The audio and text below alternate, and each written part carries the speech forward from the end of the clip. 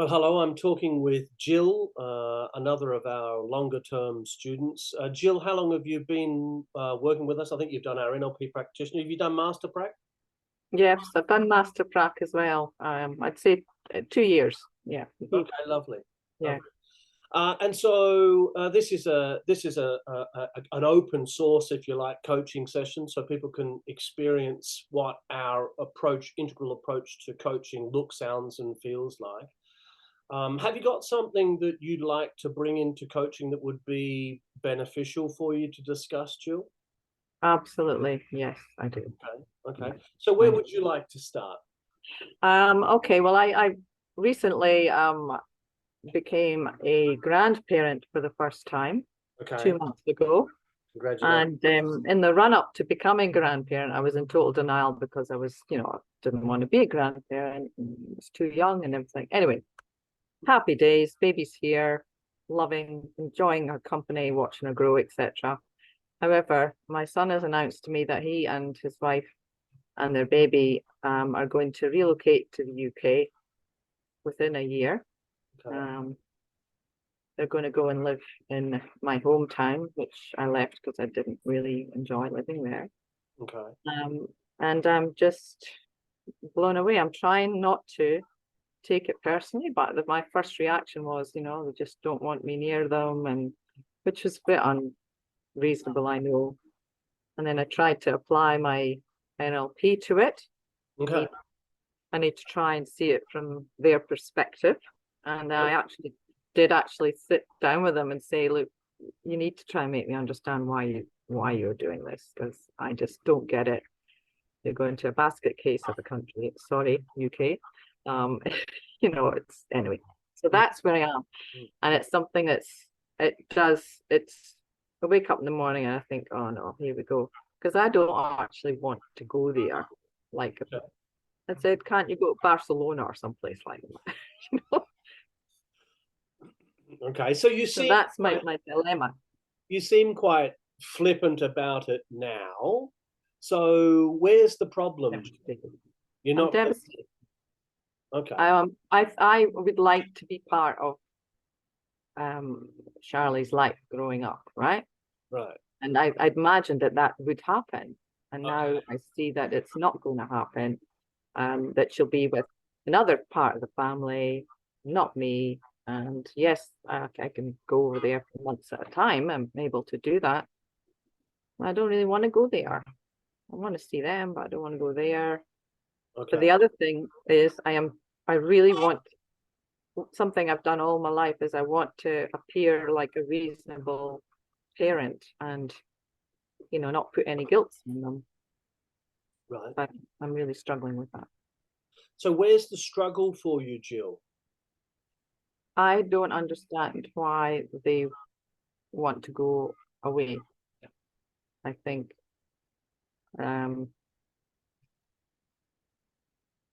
I feel I'm taking it personally. I'm feeling like, oh, they want to get away from me. And I know that's not true, but I'm taking it personally and I shouldn't. Okay. So there seems to be a couple of parts to you. There's the part that understands and knows that it's not about you, it's about them. There's the part of you who personalizes it. So tell me about the part who personalizes it. Well, I think it's tied in with a couple of things. So they're going to live in a town where my sister still lives. Okay. And I've got this vision that she's going to be enjoying my grandchild when I can't, and that good old sibling rivalry coming in there. I'm gutted by that. I just, Okay. The thought of this, my grandchild knowing my sister better than me, for example, that really upsets me. Yeah. Okay. Personally, I guess when I think deeper about it, I mean, yes, I dragged my children to the other side of the world myself. Mm-hmm. I did that when I dragged them all to Australia. Yep. And I know my parents were devastated, but they still had another 4 grandchildren there. And then they came and visited me very regularly because Australia is such a fabulous place to go, you know, and they wanted to come here. So yeah, so there's that side of it. not 200 years ago. Not 200 years ago, but I'm not talking 200 years ago. Right now, it's pretty cool. Yeah. So yeah, so I think about that, and I think, oh, is this just fate coming back and slapping me in the face? But it's very unreasonable, and I know I'm being unreasonable, but I can't help it. It keeps recurring. I'm very hurt by the whole thing, and I shouldn't be. Okay. So if there's a positive intention to you processing what's going on personally and hurting yourself, what would it be?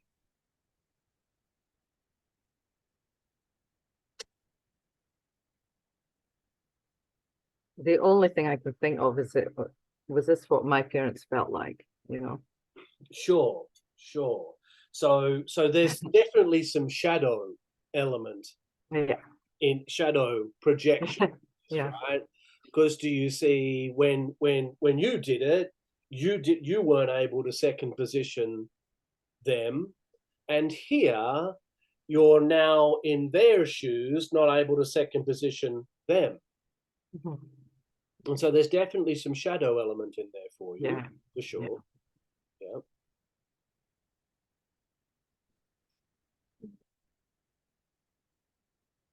So that's that. So that's the external problem, but I'm still not clear on where the internal problem is coming from about that external problem. I hear some jealousy with your sister. Yeah. So I hear that playing out, and so Yeah. maybe some family dynamics, etc., etc. Yeah. I'm guessing some home dynamics as well, given that they're going back to your hometown, etc., etc.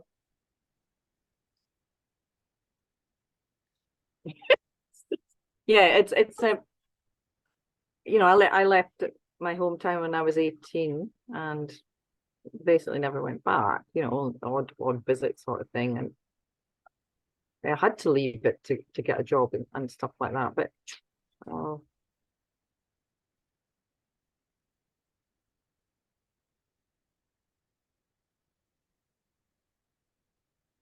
um, I guess that another thing I think is um once I got over the denial phase of becoming a grandparent, I then got really into the role and could Mm-hmm. see it.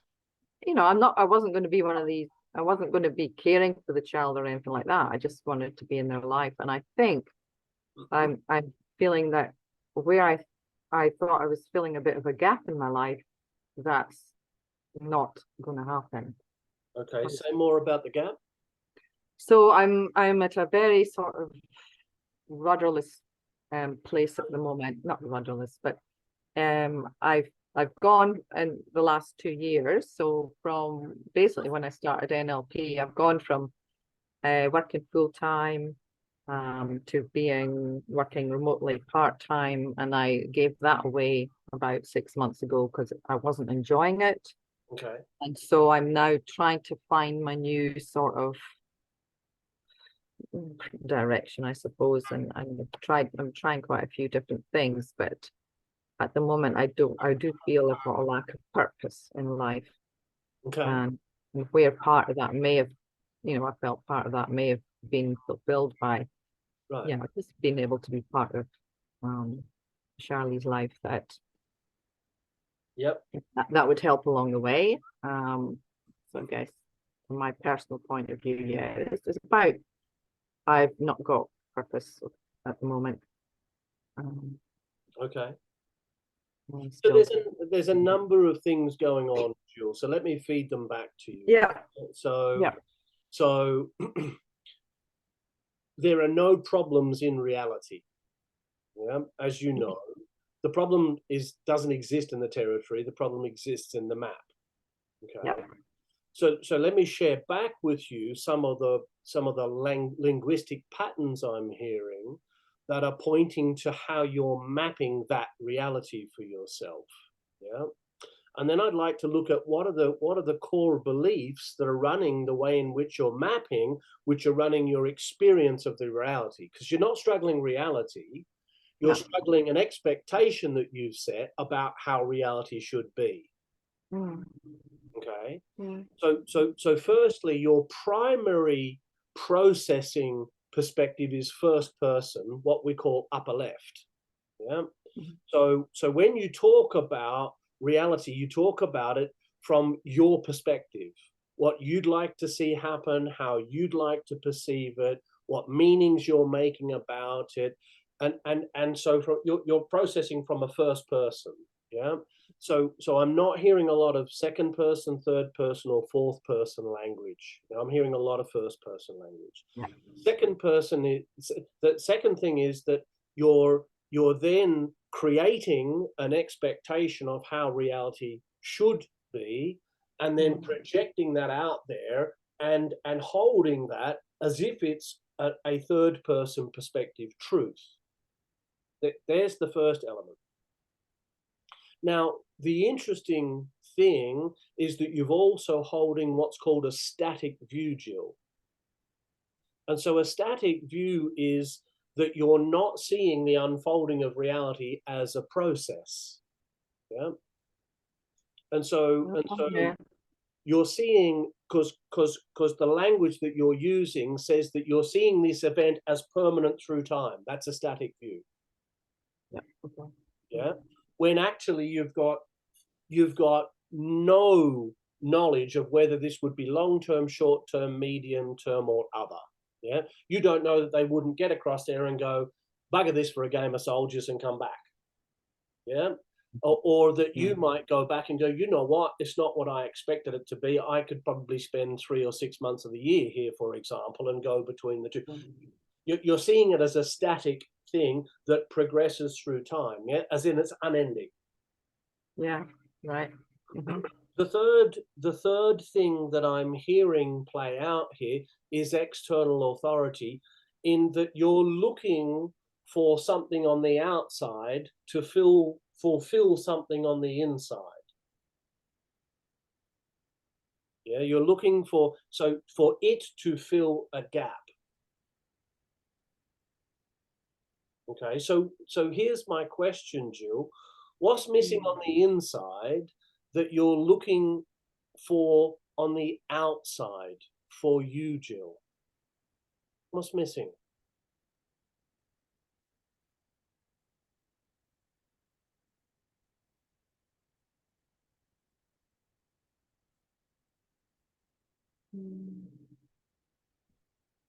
Well, I guess back to what I was saying before, like a sense of direction, or maybe that's not the right word. I mean, the issue I've got is like all my life, all my adult life, I have worked in order to support a family, bring kids up, do that sort of thing, right? Okay. So it was just, you just didn't think of anything else. You're like, yeah, of course I work. This is what I do. I do it because I'm providing for my family. Yeah. I'm now in a situation where happy days, I work so hard, I don't need to work. I've now got my super. Right.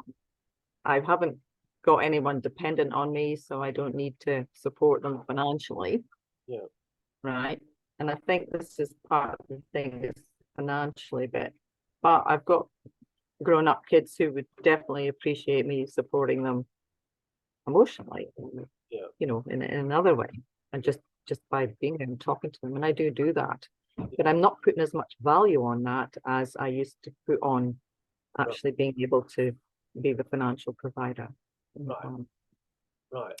So am I hearing that what's at risk here is your identity? Yes. Right.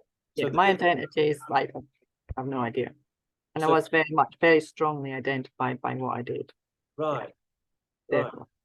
And so you've invested in that identity. You've invested time, energy, your whole life, as you said it, in being the mum. Yeah. And here you are. Well, the mothering's finished. Here's the opportunity for me to continue to expand that identity into being a grandmum. All right. Yeah. And now reality's taken that away, So my sense is you're going, well, I'm rudderless, I'm intentionless, I'm purposeless, I'm identityless. Yeah. I mean, the thing is, you know, I will always need to be a mum, and I am always a mum. Yeah. Well, that's true. That's true in terms of what you do. It's not true in terms of who you are, Jill. Oh, right. Yeah, yeah, no, absolutely. No, what I do, yeah, definitely. Yeah. But can you hear what I'm hearing is you've crossed them over. So I'm hearing self-confidence and self-esteem crossed over. Yes. Yeah. Yeah, I've lost, yes, I know what you mean. So, So what's happening is you're trying to esteem yourself through what you do, mothering. mm, Do you see? And the moment that that external is no longer there as an option, then there's a hole not only in what you're doing, but who you sense yourself to be. So then, if that's true for you, Jill, who are you other than what you do? mm. Um,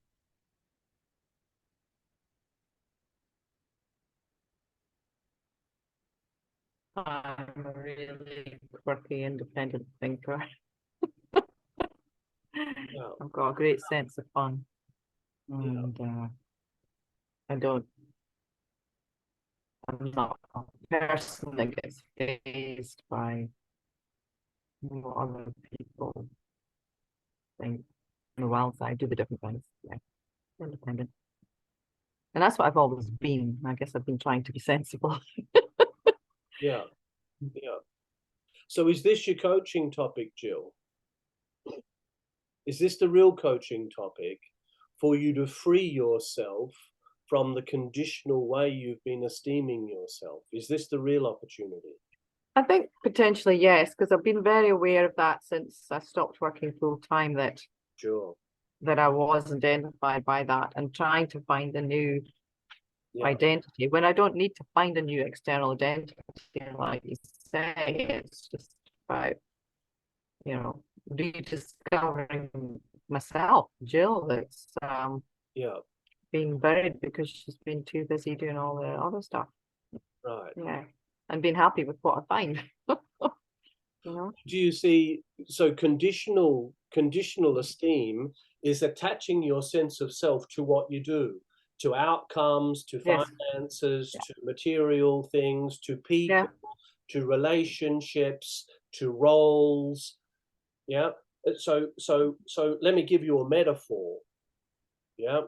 If you were a gold ring, you're Mm. identifying as the ring, the shape, the shininess, the capacity to hold a beautiful stone, the capacity to fit a finger perfectly, rather than seeing it doesn't matter what shape you take, you're the gold, not the ring. Right. Yes. Yeah. Yeah. Yeah. I can't believe it's such a struggle for me to see that. So that's the coaching topic, do you see? That Mm. you've overly identified with your output rather than the core beingness Yeah. of who you Mm. are, Jill. And the moment the external reality no longer feeds that back to you in a way that fits with your map, you've got a problem. Mhm. Suddenly there's a gap, Mm. but the gap isn't external, the gap's internal.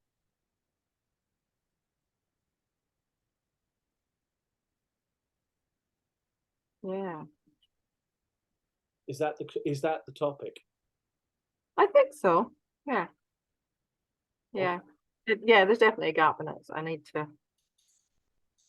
well, there's you've said I think so 3 times now.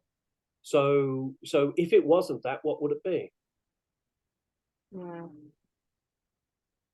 Um, no, I agree that that's what it should be. Because I need to, in my words, be comfortable with just who I am, and you know, and the fact that I'm not trailblazing and I'm not out there and I haven't got visibility, and yeah, I'm just there. I think one of my daughters said to me the other day, because I've been trying to work out what next to do career-wise, right? Yeah. And I've decided I'm not going to do anything related to my training at all. Yeah. You know, I'm just going to do something that I enjoy. My daughter said to me, she says, but you know, I sort of say, you know, I want to have a purpose. I want to serve the community or whatever it is I was saying. She says, well, Mom, you could start by just being there for me, Yeah. you know. And I went, oh my goodness, Yeah. it's good. Obviously, she's growing up, but and that did make me think. You know, she's very happy. Like, she's basically saying there's a hell of a lot you could do just with me, not do for her, but just, you know. Yeah. Yeah. So a metaphor that comes up for me for your current way of being, Gill, is like the caring nurse who's been serving her patients to the point now where they no longer need her. And now Yeah. she's struggling to find herself outside of her role as a nurse. Oh yeah. Is it time, Jill, for the nurse to start caring for herself? Oh, potentially, yes, but I've always been very good at looking after myself. Sure. I've always been very good at prioritizing myself, and you know, like, but I don't know, that's different from looking after yourself, isn't it? Yeah, yeah, that's not the kind of care I'm looking. It's not, yeah. That's an interesting distinction. Yeah, it's a time for me to look at care for myself. Mm. Yeah, probably. Even when you go to say yes, you go, yeah, probably. Yeah, I know. Can you hear that? Yeah. Well, hello. There it is. There's the structure, Jill, right there, front and center in your language. Yeah, for you to even say, yeah, you know what, it's bloody time for me to care for me here now. You don't even go, yeah, you go, yeah, probably. Which tells you what? That you aren't doing it. No, I'm not doing it. No, I'm not doing it. No. So yeah, probably speaks to the fact that you may not have permission. Oh, okay, yeah. From myself. To genuinely care for you. And caring for yourself would be to esteem yourself unconditionally. You're the gold, not the ring. Yeah.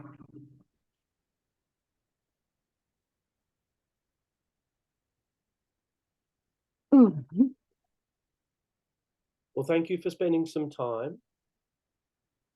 You. I'll offer you a second session so that we can actually get in and get right into shifting this core. It sounds to me like a core belief that I am what I do, and my identity is tied into the what I've given my life to.